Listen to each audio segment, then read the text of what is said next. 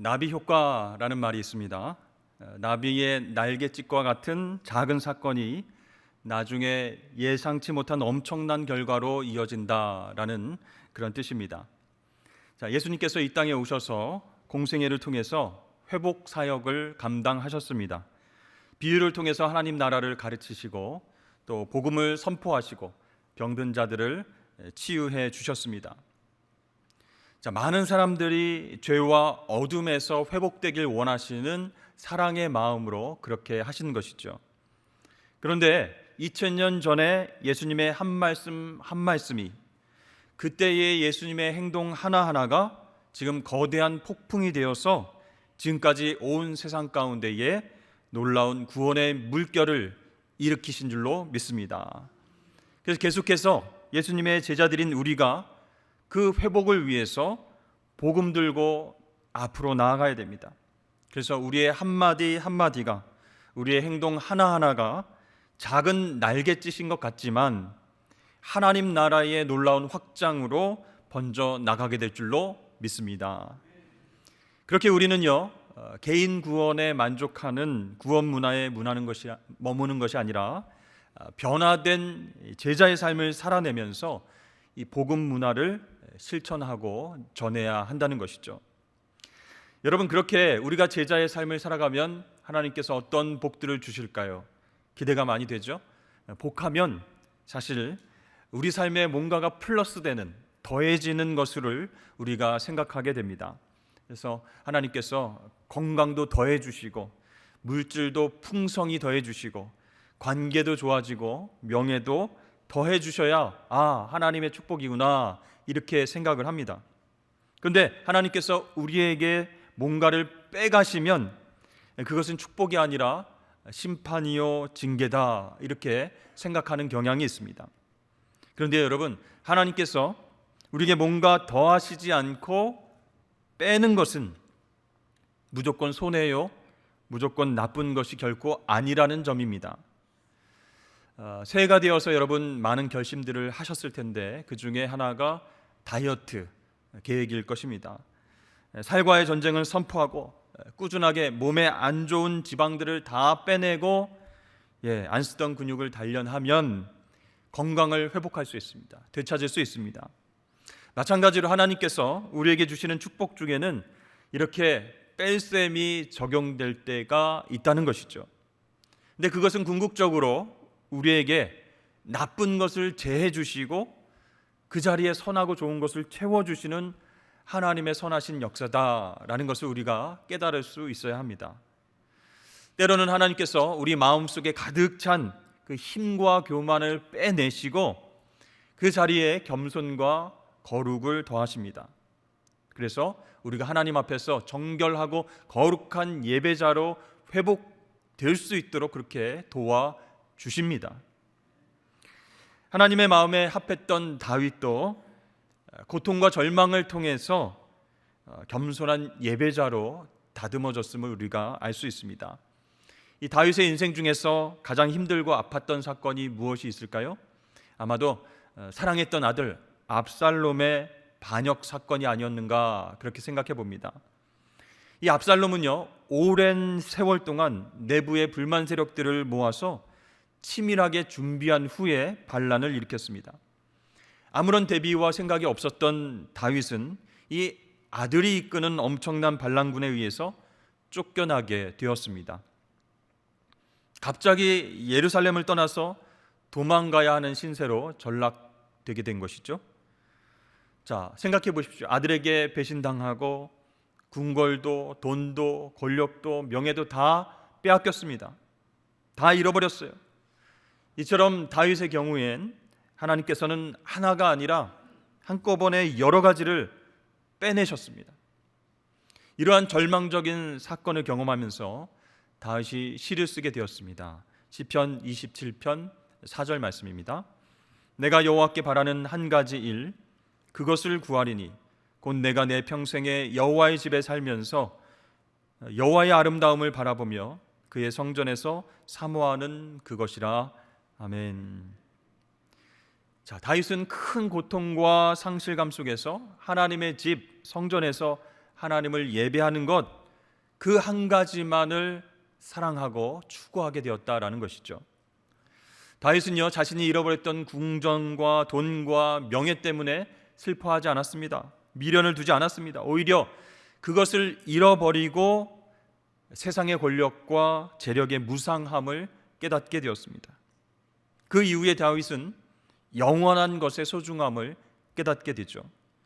이 하나님의 뺄셈 역사를 통해서 오직 하나님과 나와의 관계만 남는구나, 이것을 깨닫게 된 다윗은 하나님 앞에 예배드렸습니다.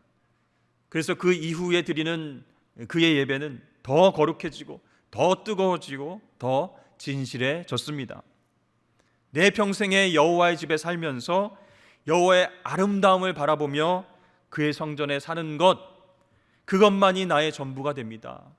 그것만이 나에게 정말 소중한 가치가 됩니다 라고 다윗이 진정한 예배자로 서게 된 것을 보게 됩니다.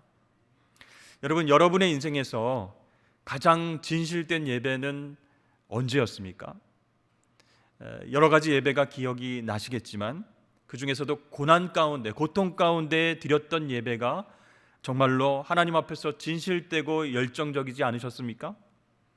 그래서 예배 가운데 울려지는 그 찬양의 가사가 내 마음에 정말로 뜨겁게 다가오고, 선포되는 하나님의 한 말씀 한 말씀이 나에게 주시는 주님의 음성으로 들려오고, 또 기도의 내용이 나를 위로하시는 하나님의 목소리로 들리지 않으셨습니까? 이처럼 하나님이 빼내 가실 때, 그렇죠? 고난과 어려움으로 인해서 우리의 마음이 가난해질 때, 그때 드려지는 예배가 너무나 은혜롭고 소중한 경험이 된다는 것이죠. 생각해 보면 우리가 저지르는 대부분의 죄악은 우리에게 힘이 있을 때에 생기게 된다는 것이죠. 우리에게 건강이 있을 때, 우리에게 물질이 있을 때, 영향력이 있을 때 나도 모르게 교만해지고 하나님 말씀에 불순종하고 죄를 짓게 되는 것입니다. 그러나 그 모든 것을 잃어버리면 어떻게 됩니까? 이 죄의 실체를 깨닫게 되고 하나님과 나와의 관계만 남는구나, 그렇게 깨닫고 하나님 앞에서 회개하며 진정한 예배자로 설 수 있게 되는 것이죠. 이것이 하나님의 뺄셈 법칙이다라고 말할 수 있습니다. 여러분, 우리가 예배드릴 때 하나님께만 집중하는 그 진실된 예배자는 어떻게 만들어지게 될까요? 하나님의 덧셈 법칙, 그것이 아니라 하나님의 뺄셈 법칙을 은혜롭게 잘 받아들이고 회개로 나아간 사람, 그래서 하나님과의 관계 회복이 제일 중요하다라고 깨달은 사람만이 하나님께만 집중하는 진실한 예배자가 될 수 있습니다. 그래서 그때는 어떻게 돼요? 겸손하고 거룩한 모습으로 그렇게 하나님께 집중하는 예배자로 살아가게 된다는 것입니다. 그렇습니다. 하나님께서 우리에게 은혜와 복을 주시는데요, 그것은 덧셈 법칙을 통해서만 오는 게 아니라는 거예요. 뭐가 더해지고 풍요로워지고 넘쳐나고 그것만이 하나님의 복이 아니라 뺄셈 법칙을 통해서 불필요한 것들을 다 가져가심으로 인해서 단순하게 정리되고 하나님 앞에 나아가는 예배자로 서는 것, 그것도 하나님 앞에서 놀라운 복이 된다는 것이죠. 오늘 본문 말씀을 보면 예수님께서 우리에게 뭐라고 명령하셨습니까?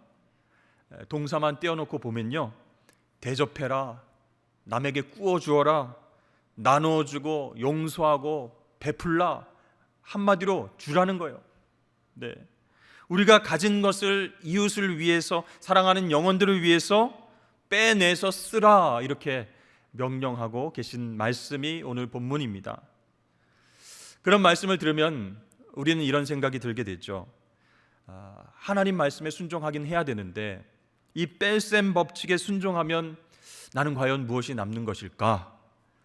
이것도 주고 저것도 주고 이것도 나눠주고 다 주면, 또 용서하고 베풀고 다 섬기면 나는 손해가 아닌가, 이런 생각을 하게 됐죠.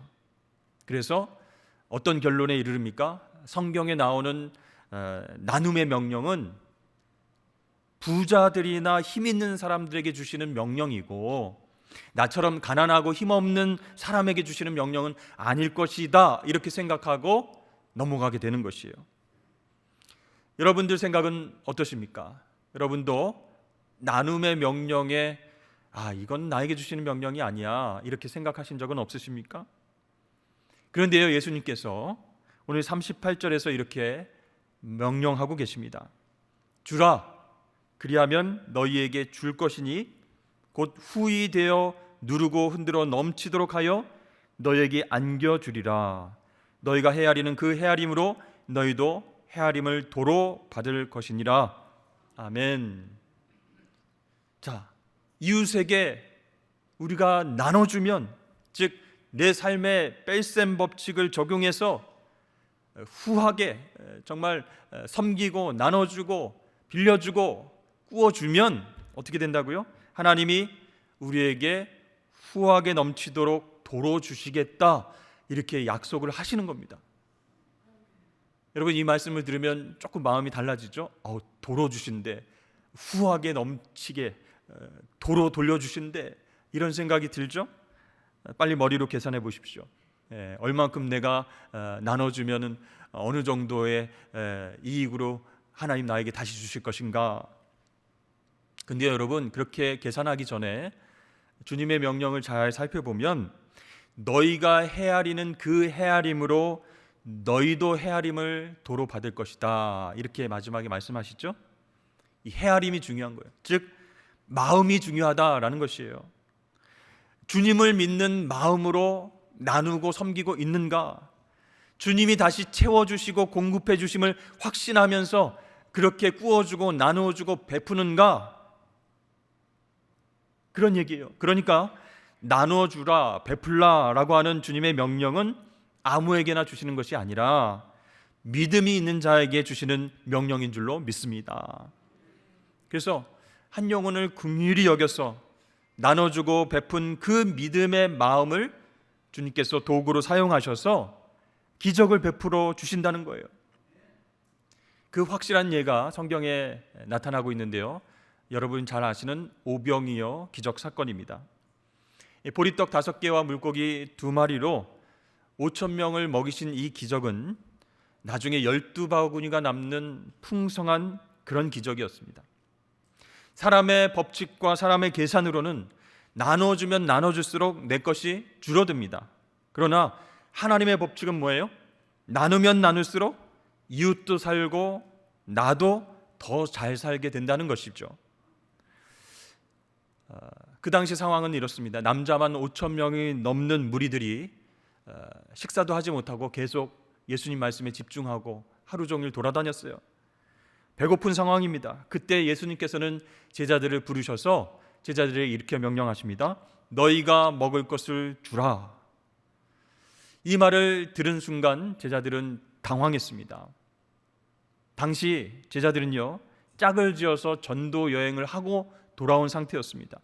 쉬는 시간 없이 온종일 주님을 도와서 말씀 사역하고요, 또 회복 사역을 감당하느라 너무나 몸과 마음이 지친 상태입니다. 그런데 주님께서 갑자기 이렇게 엄청난 일, 불가능해 보이는 일을 피곤하고 돈도 없는 제자들에게 시키시는 거예요. 여러분, 이게 말이 되는 얘기입니까? 좀 제자들을 배려하시면 어땠을까, 그런 생각이 들죠. 우리도 교회에서 어디 선교지에 교회를 건축하려고 합니다. 여러분 기도해 주시고 물질로도 후원해 주십시오. 또 교회에 전도 행사를 해야 됩니다. 전도 대상자에게도 선물도 주고 우리가 열심히 섬겨야 되겠습니다. 이웃을 섬기고 베푸는 일, 우리가 힘내서 하나 되어서 그렇게 해봅시다. 그런 얘기를 들을 때 때로 제자들과 같은 마음이 생길 수도 있어요. 왜 하필 어렵고 힘들 때 이 큰 일들을 감당하고 섬기라고 하시는가? 나보다 시간도 많고 재능도 많고 돈도 많은 사람이 감당하도록 해야지 나처럼 지쳐있고 피곤한 사람에게 섬기라, 나누라, 이렇게 명령하시는가?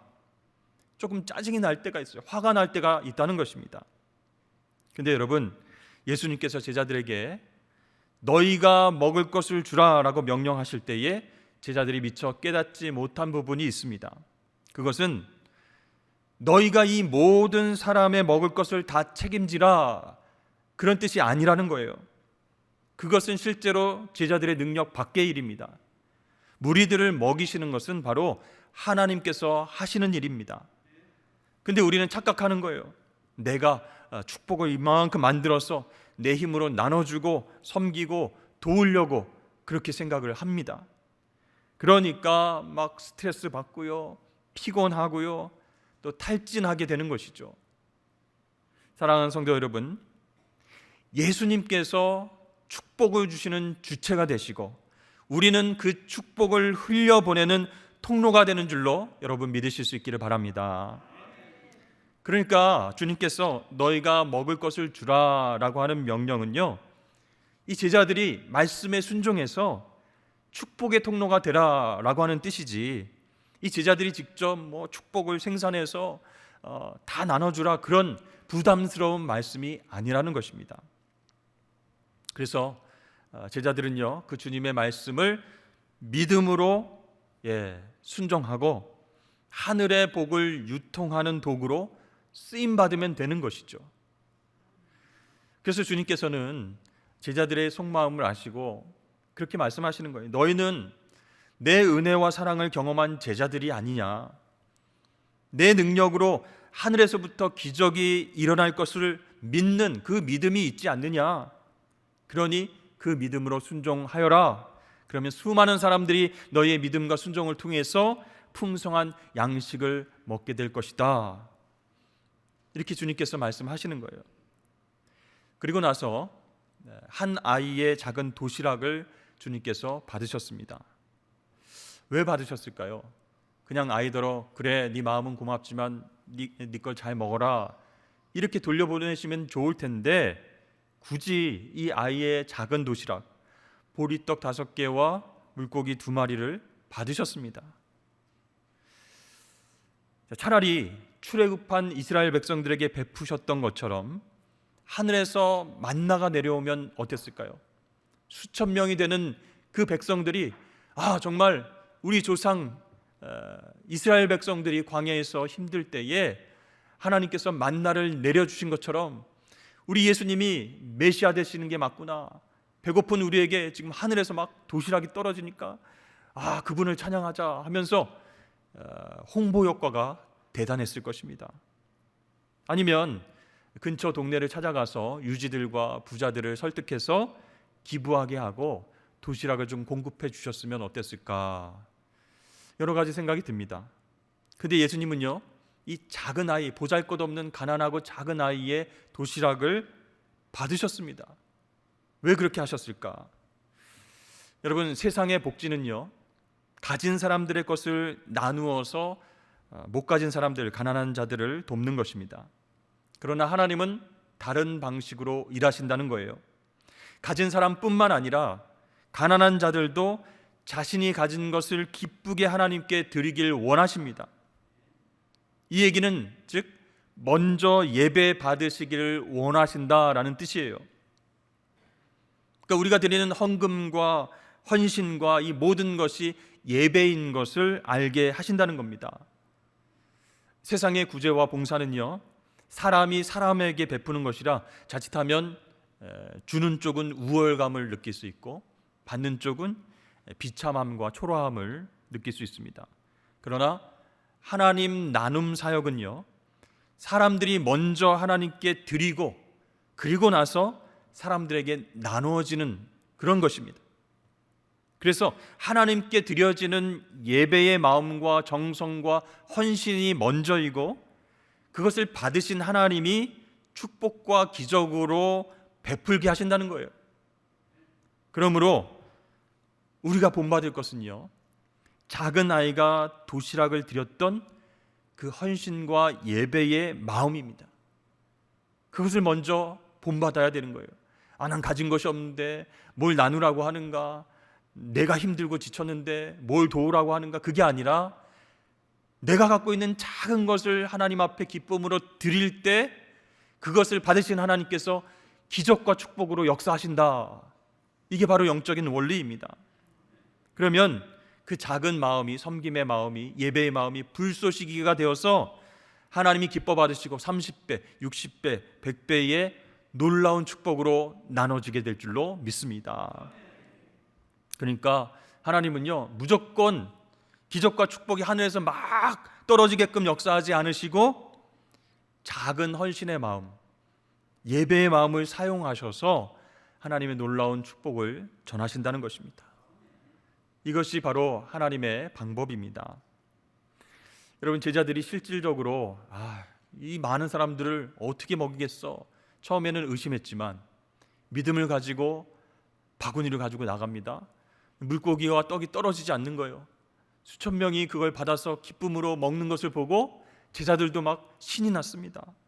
그런 놀라운 기적을 통해서 나누고 베풀 때에 찾아오는 그 천국의 풍성함과 기쁨, 그것을 이 제자들이 무리들과 함께 나눔으로 인해서 하나님을 찬양하게 되었다, 하나님께 영광을 올리게 되었다라는 것입니다.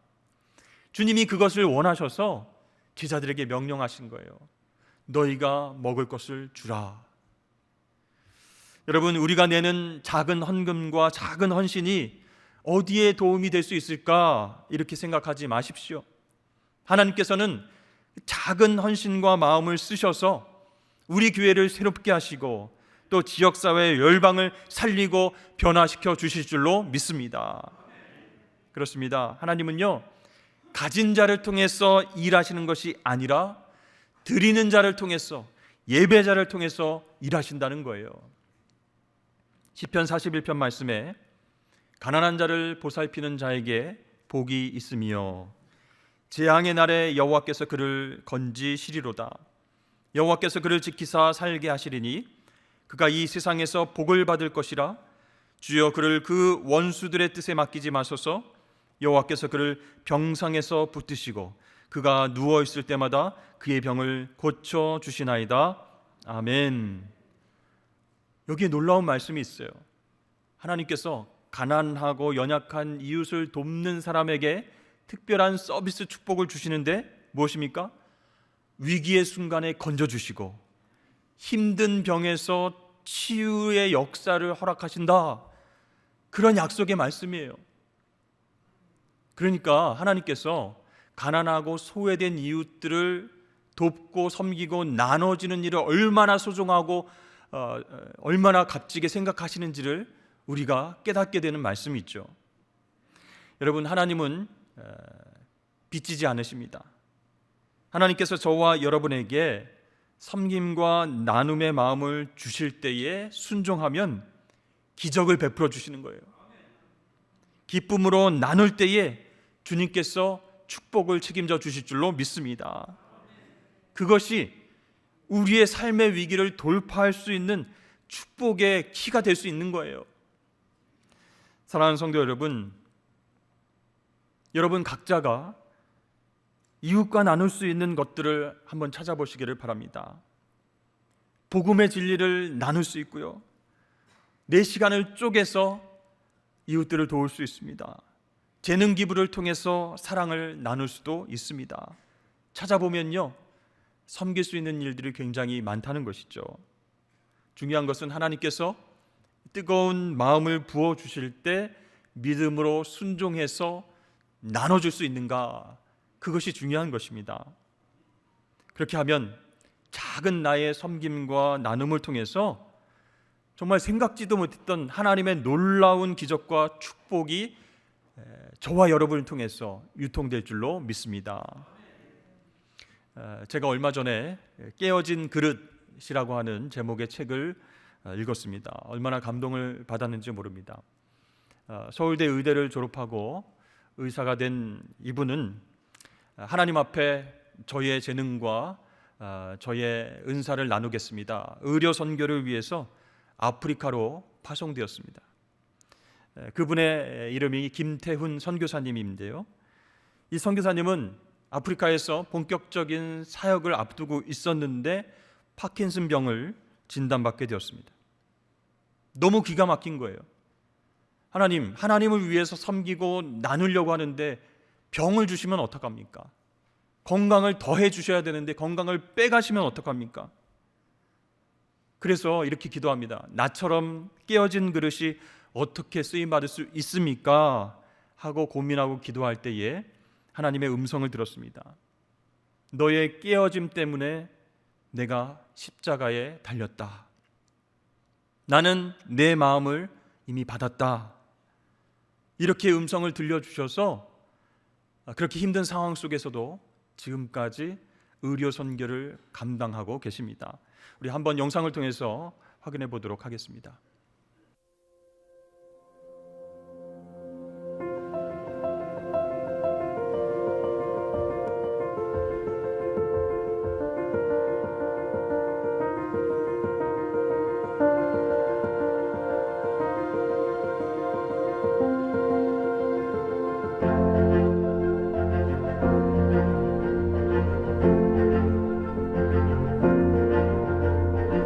그때 분명한 하나님 음성이 저에게 들린 게 너가 내가 원하는 곳에 갈 수 있겠느냐는 음성이었어요. 그렇게 대답을 했죠. 기도같이. 주님이 함께 하신다면 어디든 갈 수 있을 것 같습니다. 예수님이 저희 마음에 확신을 주셨고, 그리고 저희 남편 마음에 확신을 주셨고, 그 결정이 너무 기뻤기 때문에 어느 길로 가든 돌아가는 것 같아도 거꾸로 가는 것 같아도 예수님만 따라가면 하나님께로 가는 그 길이니까. 네.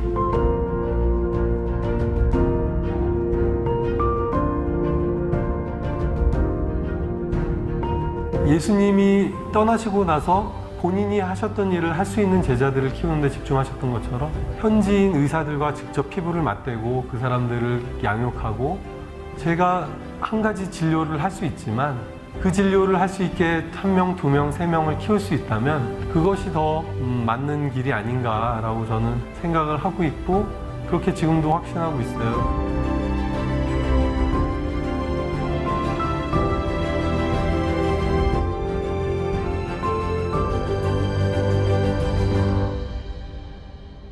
어느 날 몸이 좀 불편한 것을 발견을 했고 괜찮겠지 하다가 통증이 이제 발의 통증이 너무 심해져서 한국 가서 좀 치료를 받아야겠다 해서 한국을 갔는데 병원 가서 파킨슨이라는 걸 알게 됐죠. 네. 앞으로 나는 어떻게 될까? 그리고 저희가 아이도 셋이나 있고 하다 보니까 이제 가장으로 어떻게 되나? 실질적인 고민들이 사실은 많이 됐죠. 근데 너무 그 생각하는 것 자체가 괴로운 거예요.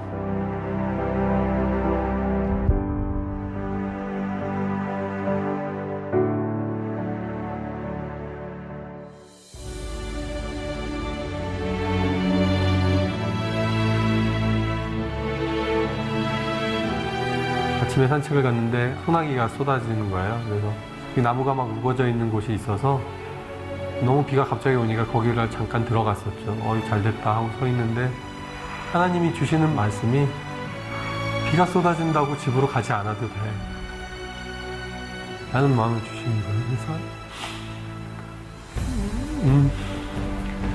갑작스런 그런 일을 당한다고 해서 돌아갈 필요 없고 그때 피할 수 있는 길을 내시는겠구나. 눈을 감고 기도를 하는데 하나님이 갑자기 환상을 보여주시는 거예요. 제가 천진난만한 표정으로 애기같이 정말 애기처럼 예수님 품에 이렇게 안겨가지고 예수님이 어디론가 걸어가시는 환상을 보여주셨어요. 예수님 발에서는 피가 흐르고 있었고 저는 너무 행복하게 안겨서 가는 거죠. 그때 다시 알게 됐어요. 아, 선교가 내가 하는 게 아니었구나, 진짜로. 나는 그냥 예수님 품에 안겨있는 축복을 누리는 거고 그 힘든 길을 가는 거는 예수님이 가시는 거구나. 어떨 때는 좀 심하다 싶을 정도로 또 몸이 잘 안 움직여질 때가 있어요. 그러면 저도 두려움이 확 몰려올 때도 있죠. 아, 이렇게 점점 더 몸이 굳어가는 거구나. 없는 것들, 세상에 천한 것들을 하나님이 더 기뻐 사용하시죠. 왜냐하면 하나님의 능력을 드러내시기가 더 편하니까. 저도 이제 하나님의 영광을 더 드러내기 편한 사람이 돼가는 거 아닌가 하는 생각이 들어요.